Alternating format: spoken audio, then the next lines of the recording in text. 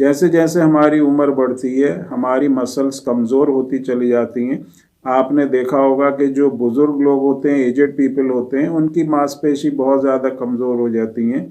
और जब ज़्यादा उम्र हो जाती है तो उसमें देखा गया है कि उनको चलने में, बैठ के उठने में या दूसरी मूवमेंट करने में भी परेशानी होती है। उनका जो पोस्चर होता है वो चेंज हो जाता है, सीधे चलने में उनको परेशानी होती है, वो झुक के चलने लगते हैं, हाथ पैर उनके कांपने लगते हैं और बहुत ज़्यादा वीकनेस होती है। तो इसी एक तो जो कंडीशन होती है इसी को जो है डीजेनरेशन ऑफ मसल कहते हैं या मसल वेस्टिंग कहते हैं।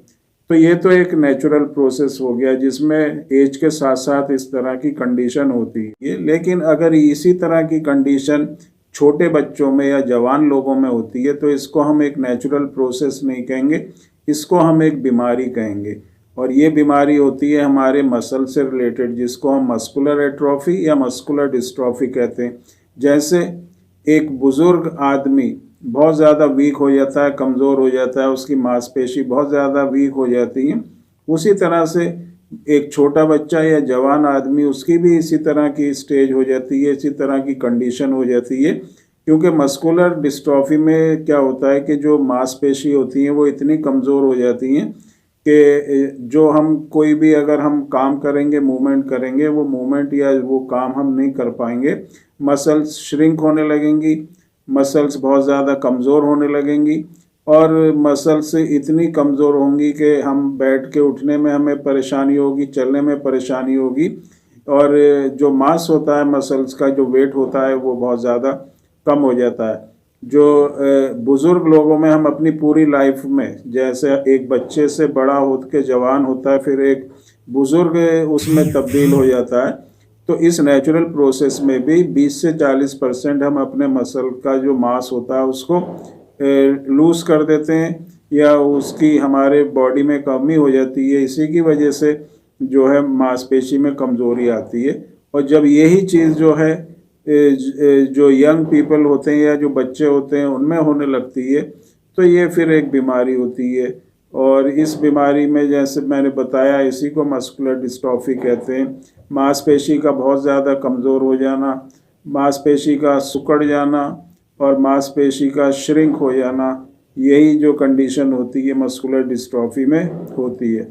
अब जो मस्कुलर डिस्ट्रॉफी क्योंकि एक डिसऑर्डर है, एक बीमारी है, तो इसका भी कॉज होता है। इसका जो कॉज होता है वो जीन, क्योंकि इसको जेनेटिक प्रॉब्लम माना जाता है। इसको माना जाता है कि हमारे जो जीन में जो डिस्ट्रोफिन जीन होती है और जो प्रोटीन बनाती है जिसको हम डिस्ट्रोफिन प्रोटीन कहते हैं, उसमें किसी तरह का अगर कोई चेंज होता है तो उसी से ये बीमारी होती है।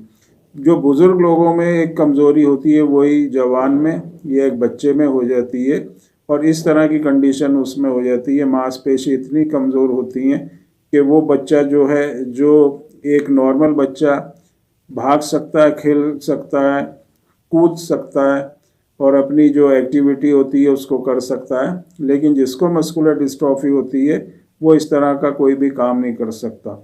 जैसे बहुत ज़्यादा बुज़ुर्ग लोग होते हैं उनको सपोर्ट दे के उठाना पड़ता है या इधर से उधर ले जाना पड़ता है, उसी तरह से जिनको मस्कुलर डिस्ट्रॉफी होती है उनको भी सपोर्ट दे के उठाना पड़ता है। उनको इधर से किसी दूसरी जगह पर लेके जाना है तो सपोर्ट से ही वो चलते हैं। लेकिन जो दूसरी चीज़ होती है मस्कुलर डिस्ट्रॉफी में, और ख़ास तौर से जो डीएमडी होती है, ड्यूशेन मस्कुलर डिस्ट्रॉफी, उसमें ये जो वीकनेस होती है इतनी तेज़ी से बढ़ती है कि 10 से 11 साल का होते होते जो बच्चा है वो इतना वीक होता है कि वो अब सपोर्ट से भी नहीं चल पाता।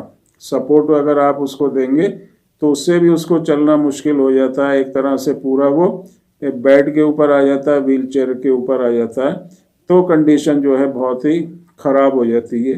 तो इस चीज़ को हमें ध्यान में रखना है कि हम अपनी कंडीशन इस फॉर्म में ना लेके आएँ जिनको मस्कुलर डिस्ट्रॉफी है। कंडीशन को स्टेबल बना के रखना है, उसको आगे बढ़ने नहीं देना है। सबसे बड़ी जो चीज़ है हमारी जिसको मस्कुलर डिस्ट्रॉफी है वो अपनी कंडीशन को स्टेबल रखें, कमज़ोरी को बढ़ने ना दें। और इसी को हम कर सकते हैं बहुत आसानी से होम्योपैथिक मेडिसिन से। इन मेडिसिन को जो यूज़ करते हैं उनको बहुत अच्छे रिजल्ट इन मेडिसिन से मिलते हैं और उनकी जो कमज़ोरी होती है, वीकनेस होती है, उसकी प्रोग्रेस रुकती है, मसल्स में स्ट्रेंथ आती है और मसल्स में रिपेयर होता है और मसल्स रिवाइव होती हैं, एक्टिवेट होती हैं और एक कंडीशन नॉर्मल कंडीशन बनती है। तो इस तरह की मेडिसिन जो है होम्योपैथिक मेडिसिन सिस्टम में अवेलेबल होती हैं।